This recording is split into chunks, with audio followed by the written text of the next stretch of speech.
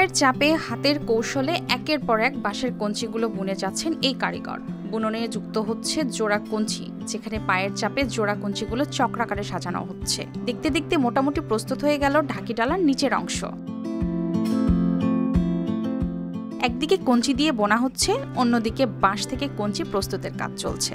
যদিও আধুনিকতার ছোঁয়ায় হারিয়ে যাচ্ছে গ্রাম বাংলার প্রাচীন এই শিল্প, তবুও পাবনার ঈশ্বরদীতে হাতে গোনা কিছু কারিগর এখনো ধরে রেখেছেন পূর্বপুরুষদের পেশা হিসেবে। ইতিহাস বলছে ঢাকি ডালার এই শিল্পের জন্ম প্রায় 150 বছর আগে, যা একসময় ব্যবহার হতো ধানের চাতাল, লিচুর মৌসুম আর ঘরের কাজে।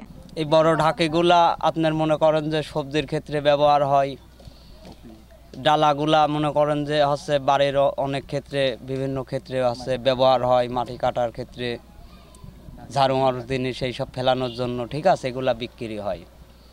তো যে হিসাবে আমরা এত সুন্দর করে জিনিস বানাই, এতে কোনো মূল্য নাই আমাদের।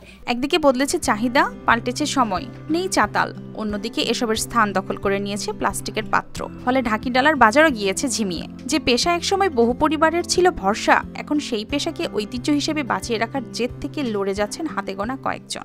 এটা দীর্ঘ অনেক দিন ধরে এই কাজ চলছে। আমার দাদুরা করেছে, তা আমার দাদুর বাপেরা করেছে, তাও আমাদের এটা 100 বছর আগে থেকে এই কাজটা চলছে। এটার মনে করেন যে কোনো ডেভেলপ নাই, আগে যা চলছে এখনও এরমভাবেই চলছে। দেশ উন্নতি হয়েছে ঠিকই, কাজ কোনো উন্নতি হয় নাই। এটা মনে করেন যে এখন আরও মনে করেন আগে আরও ভালো চলতো, এখন আরও মনে করেন যে করুণ দশা চলছে।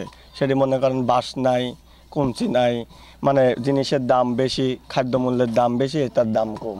সব মশার বিরুদ্ধে সুরক্ষা দিতে এলো বসুন্ধরা এক্সট্রিম অ্যারোসল, মশার বিরুদ্ধে এক্সট্রিম সুরক্ষা। স্থানীয় হাট থেকে বাঁশ কঞ্চি এনে সকাল সন্ধ্যা কাজ করেন এখানকার কারিগররা। সবই হাতে বোনা পরিশ্রম, কিন্তু আয় কম, বাড়ছে খরচ, কমছে চাহিদা, ফলে তাদের টিকে থাকার লড়াই হচ্ছে আরো কঠিন। আমরা ঢাকি বানাই, সোয়া দুই ঢাকি বলে, ডালা বলে, খাড়া ঢাকি বলে, টুকা, মুরগি ঢাকার টুকা অথবা টাপা, এটা আমরা বানাই। এটা আমরা কাজ করে, আমরা চুক্তির কাজ করে, লিভার, তাতে এই কাজ করে আমার সংসারটা চলতে চায় না। স্থানীয় প্রশাসন বলছে পরিকল্পিত সহযোগিতা এই শিল্পকে নতুন করে বাঁচাতে পারে। মানিকনগর পাঠশালা মোড়ে শত বছর ধরে কিছু জনগোষ্ঠী যারা তাদের নানা ধরনের কার্যক্রম করে আসছে, যারা হস্তশিল্পের সাথে আসলে জড়িত।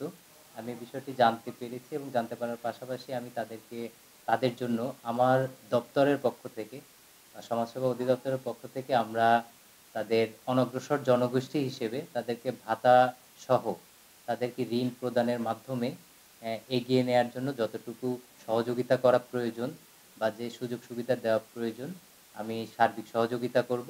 দর্শক, আধুনিকতার চাপে হারিয়ে যাবে 150 বছরের এই ঐতিহ্য, নাকি আবার ফেরানো যাবে এই পুরনো শিল্প?